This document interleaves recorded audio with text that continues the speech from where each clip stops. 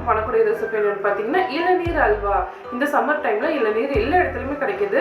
So அதனால ஒரு சூப்பரான இளநீர் அல்வா ரெசிபி எப்படி செய்யறதுன்னு பார்க்கலாம் வாங்க.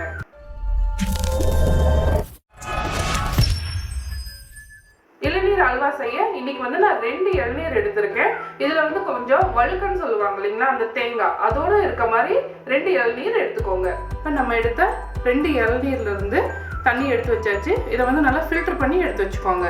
அதே போல இளநீர்ல இருக்க அந்த வழுக்க அதையும் எடுத்து வச்சுக்கோங்க. அடுத்து ஒரு பவுல் எடுத்துக்கோங்க. இதுல கார்ன்ஃபிளவர் 100 கிராம், எந்த கப்ல மாவு வளர்ந்தீங்களோ அதே கப்ல இளநீர் 2 கப் இதெல்லாம் சேர்த்துருங்க.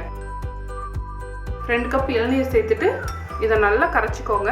கட்டிகள் இல்லாமல் இது எல்லாத்தையும் நல்லா கரைச்சிக்கோங்க. இந்த மாதிரி நல்லா கரைச்சி விட்டுட்டு இதை எடுத்து வச்சுடுங்க. அடுத்து நம்ம எடுத்து வச்ச வழுக்கை எடுத்துக்கோங்க. இது எல்லாத்தையுமே சின்ன சின்ன கியூப்ஸாக கட் பண்ணிக்கோங்க. ரொம்ப பொடியாக நறுக்காம நம்ம அல்வாவில் சாப்பிடும் போது தென்படுற மாதிரி இந்த மாதிரி சைஸ்க்கு இதை கட் பண்ணிக்கோங்க. அவ்வளோதான். இது போல் இந்த மாதிரி கட் பண்ணிக்கோங்க. அடுத்து இளநீர் அல்வா செய்ய ஒரு பேன் வச்சுக்கோங்க. அந்த பேனில் நெய் 2 டேபிள் ஸ்பூன், முந்திரி 10 இந்த நெய்யில் சேர்த்து நல்லா வறுத்துக்கோங்க. முந்திரி நல்லா வறுபட்டதும் இதை எடுத்து ஒரு பிளேட்டுக்கு மாற்றிடுங்க. 1 கப் இளநீர் இதை உலர சேர்த்துருங்க. உங்கள்கிட்ட இளநீர் மீதி ஆகலை அப்படின்னா நீங்கள் தண்ணியே சேர்த்துக்கலாம். நான் எந்த கப்பில் கார்ன்ஃப்ளவர் அளந்தனோ அதே கப்பில் தான் தண்ணி மெஷர்மெண்ட் எடுக்கிறேன். இந்த தண்ணி லைட்டாக சூடானதும் சர்க்கரை 1.5 கப் இதில் சேர்த்துருங்க. 1 கப் அப்புறம் 1/2 கப் சர்க்கரை நல்லா கரையட்டும். 1 கப் கார்ன்ஃப்ளவர் மாவுக்கு 1.5 கப் சர்க்கரை சேர்த்துருக்கேன். நீங்கள் தித்திப்பாக நீங்கள் அல்வா சாப்பிட்ற மாதிரி இருந்தால் நீங்கள் 2 கப் கூட சேர்த்துக்கலாம். இந்த சர்க்கரை நல்லா கரைஞ்சி வரட்டும். சர்க்கரை கரைய பதம்லாம் எதுவும் தேவையில்லை. லைட்டாக இந்த மாதிரி கரைஞ்சிட்டு ஒரு கொதி வந்தால் போதும். இதில் நம்ம முன்னாடியே கரைச்சி வச்ச கார்ன்ஃப்ளவர் தண்ணி ஒரு தடவை கலந்து விட்டுருங்க. அடியில் செட்டாக இருக்கும் கார்ன்ஃப்ளவர். இந்த மாதிரி கலந்து விட்டுட்டு இந்த சுகர் சிரப்பில் சேர்த்துருங்க. இப்போ இது நல்லா கொதிச்சு வரட்டும். நம்ம சேர்த்துன பொருள் எல்லாமே அல்வா மாதிரி திரண்டு வரும். நம்ம கார்ன்ஃப்ளவர் தண்ணி சேர்த்த கொஞ்ச நேரத்தில் இந்த மாதிரி திரண்டு வரும். இப்போ கைவிடாமல் கலரிக்கிட்டே இருங்க. இந்த ஸ்டேஜில் 1 ஸ்பூன் நெய் சேர்த்துக்கோங்க. மறுபடியும் இதை நல்லா கலந்து விடுங்க. கார்ன்ஃப்ளவர் நல்லா குக்காகி வரணும். ஸோ இந்த மாதிரி நல்லா பரட்டி விட்டுக்கோங்க. அதை நல்லா அல்வா பதத்துக்கு கொஞ்சம் திக்காக வரும். ஒரு 3 நிமிஷத்துக்கு நல்லா கலரி விட்டிங்கன்னா அவ்வளோதான், இந்த பதம் வந்துடும். வா, அப்படி கண்ணாடி மாதிரி இருக்கு.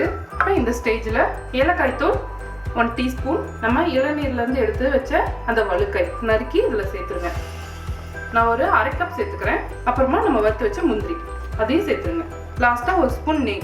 நான் மொத்தமாகவே 4 டேபிள் ஸ்பூன் நெய் தான் யூஸ் பண்ணியிருக்கேன். மறுபடியும் இதை ஒரு தடவை நல்லா மிக்ஸ் பண்ணி விட்டுக்கோங்க.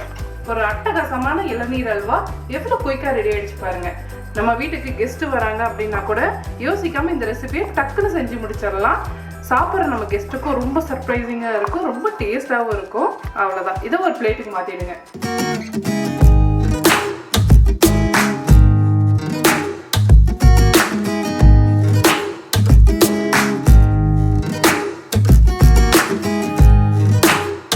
அவ்வளோதான். ரொம்பவே குயிக்காக ரொம்பவே டேஸ்டியான நம்மளோட இளநீர் அல்வா ரெடி. இதை சாப்பிடும்போது வாயில போட்டோன்னே அப்படியே கரைஞ்சி போயிடுச்சு. அந்த அளவுக்கு ஸ்மூத்தாக இருக்கு. இந்த வழுக்கையோட சேர்த்து சாப்பிடும்போது ரொம்ப நல்லா டேஸ்டாகவும் இருக்கு. ஸோ கண்டிப்பாக இந்த ரெசிபியை வீட்டில் ட்ரை பண்ணி பாருங்க. மனமும் சுவையும் சேனலை சப்ஸ்கிரைப் பண்ணாதவங்க சப்ஸ்கிரைப் பண்ணிக்கோங்க. பக்கத்தில் இருக்க பெல் ஐக்கான் எழுதிக்கோங்க. லைக் பண்ணுங்க, ஷேர் பண்ணுங்க. உங்களுக்கு விருப்பமான டிசிஷன் என்னோட ஷேர் பண்ண நினைச்சீங்கன்னா கமெண்ட் பாக்ஸில் கமெண்ட் பண்ணுங்க.